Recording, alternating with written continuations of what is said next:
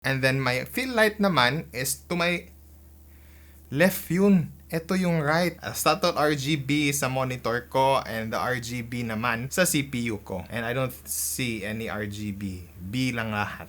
The harsh is too sunny. Anong the harsh is too sunny? The sun is too harsh.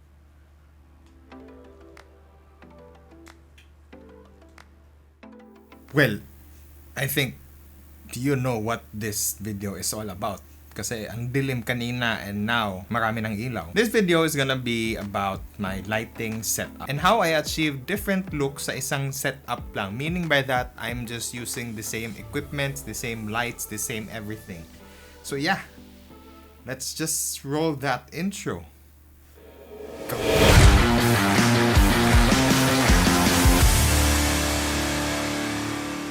So what is up everyone, jrafaelaflores here, and for today's episode, before we start, subscribe muna besh, please, click muna, just that, saan ba? Dito, basta, click muna yung subscribe button, andyan lang yan, and then the bell right beside that. So for today, this is gonna be fun, kasi there's a couple, or marami-rami naman yung nagchat-chat sa akin or nagko-comment on how I do my lighting setup. So ngayon, you're in luck, because we're gonna do a lighting setup somewhat tutorial and how do I attain 3 types of looks with the same equipments or with the same lights. Without further ado, let's just start. This setup right here is my most commonly used setup because it is very flexible, consistent. I can do this at day, at night, and this is what I call a casual RGB setup, somewhat. Just the basic YouTube subtle RGB setup. This setup uses a key light, a fill light, a somewhat lamp light, a subtle RGB sa monitor ko, and the RGB naman sa CPU ko. And I don't see any RGB.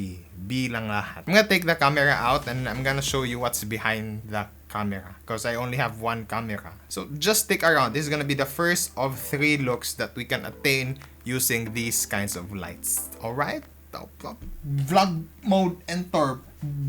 Okay, so this right here is my key light. That is the Godox SL60. Probably nasa 45 degrees sa akin and elevated. Goes straight right to my face, kumbaga. So naka-light stand lang siya and all. So this one is just a generic na ring light which naka-power bank lang siya. Sorry ha if medyo nakakahilo tong angle na to. Pero yeah, that is my fill light lang at the lowest settings lang. To go back with this is at 20% lang. So itong dalawang to is the most commonly used lights sa setup na to.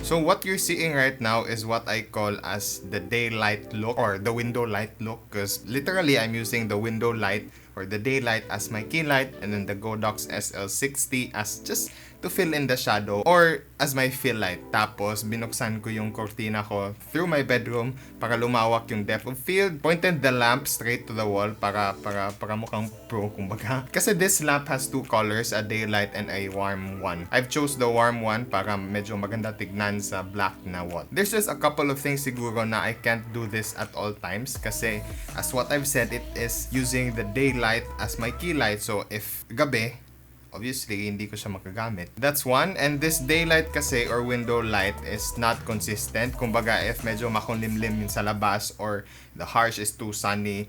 Anong the harsh is too sunny? The sun is too harsh. I can't do that as well. So, I need to pick the right time of the day kung gusto kong gagamitin tong setup na to. I'm just gonna show you what's behind the camera kung ano yung ibig kong sabihin. So yeah.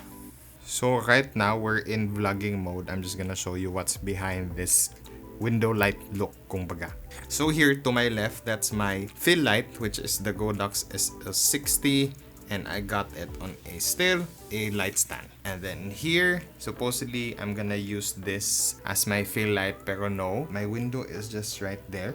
So that's gonna be my key light. Ganon ka simple. Just 2 lights. The window light itself and then the Godox SL60 at 20% lang. So that's my fill light lang. I think this look is the way to go if the sun is not that harsh and it's not too dark. Might as well save electricity, diba? So might as well just use that window tapos pagandahin mo na lang yung shadows mo with this Godox SL60. So yeah. I think that's it. So this last setup naman of the lights is what I call as a cinematic or dramatic type of feel. If gusto ko na yung approach ko is medyo dramatic, I usually use this, pero I rarely use this kasi when I do dramatic scenes is hindi naka-talking head. I usually move around or whatever. Pero again, the lights that I've been using is similar lang, like all the same, pero the placement is different lang. So right now, yung key light ko, which is still the Godox SL60, is to my right. Like straight to the point to my right. Kanina nasa 45 degree and then now nasa right ko na. And then my fill light naman is to my left yun. Ito yung right. Yung key light ko is straight to my left. And then the other side is the fill light, which is the ring light. Yung generic na ring light is naka-warm tone yung color niya, hindi yung daylight same as kanina. And basically everything's the same. I've turned off the computer para wala na tayong RGB kumbaga. The lamp is still on the same position. But what I can do right now, because ngayon ko lang napansin, is I could just face the lamp. Basta, just wait. There.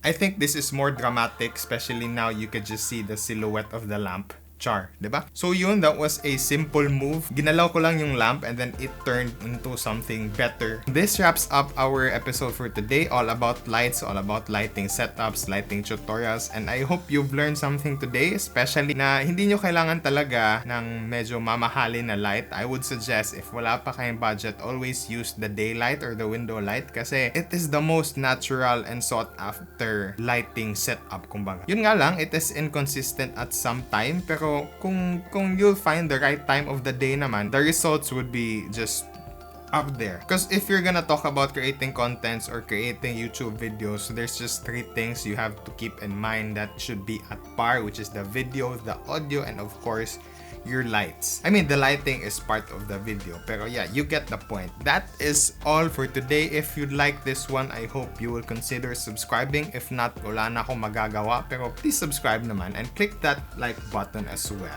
Alright, that is it. God bless, stay safe, peace.